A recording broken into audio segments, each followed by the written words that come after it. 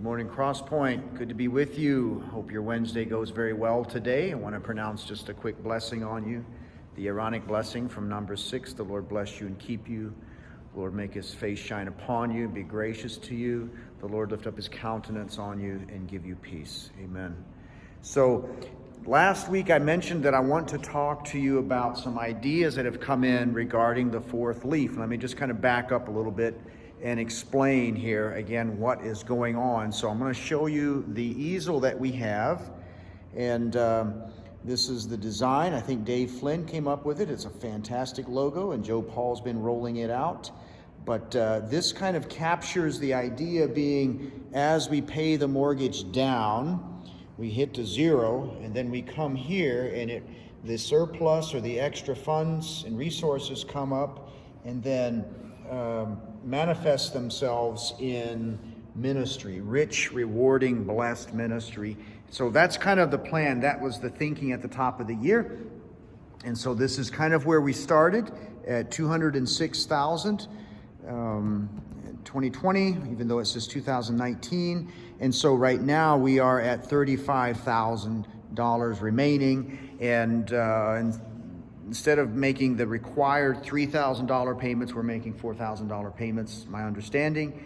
Admin council decided to do that. Fantastic. So we're just aggressively hitting that. So that brings us back to the four leaves. The four leaves. I think of that, and I think maybe it's a title for a book or a song or something like that. But the fourth leaf in particular has some question marks. So let's back up though. So youth is the primary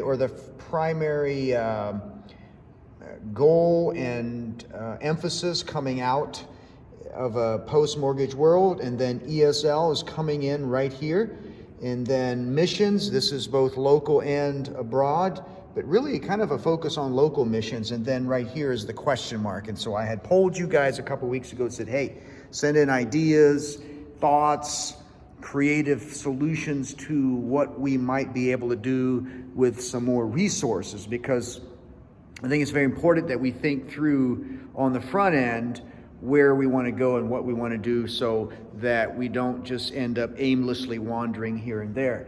So what we've got is we've got some ideas. I'm going to roll those by you. One of them has to do with, and I think Joe Paul's already mentioned this one, but it has to do with kind of doing some renovation, especially in the foyer here. And I'm just going to show you just a brief scan.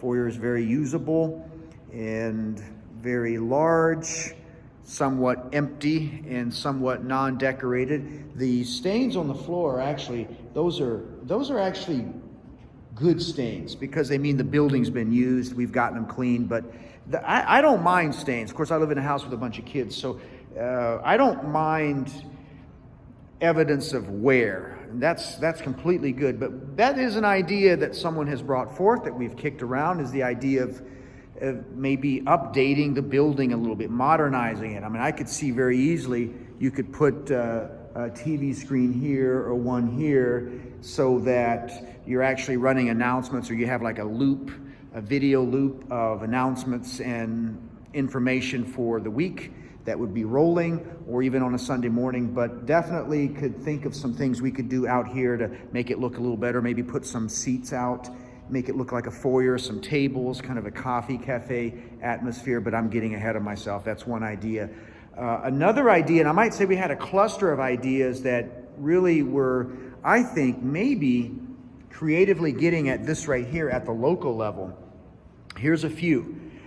Somebody brought forth the idea of getting into the schools, sponsoring kids, sponsoring backpacks, working with existing ministries that are in the schools. That really is exciting to me, because I don't think we have much of a footprint in the schools. We've got kids in the Copley Fairlawn schools, but I don't know that we're there. We actually have, one of our ladies is teaching at Arrowhead. And again, we've got parents with kids in all of those schools. So that was one idea that I really, really liked, is getting in the schools. Another idea, and maybe a set of ideas, had to do with getting into hospice and some of the homes that care for the elderly, and ministering and providing service and care to those who are shut-ins, who have needs So that was kind of a cluster of ideas there that I thought was really good as well in reaching out. I think that would be like almost a widower type ministry where we're connecting with people, but that are elderly and don't have the mobility that they once had. Another idea relating to the local level was a food pantry. Actually, it's a very good idea. When COVID first hit, ESL, this was amazing. Like, I think ESL is like its own church. They just don't know it, the whole ESL ministry.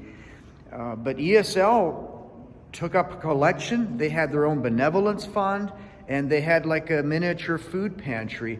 And it was set up on tables right out here. It was actually very touching and powerful to see that community rally together. But that's an idea of a local food pantry, and we're actually looking into maybe possibly partnering with an existing food pantry rather than build from the ground up, because there's a Copley Outreach Center that's down the road on Cleveland Maslin that does something like that. And we're actually planning on this Friday, me and a couple of folks swinging by there and seeing kind of what they're doing and exploring some possible partnership, as opposed to recreating the wheel and building all of that from scratch here.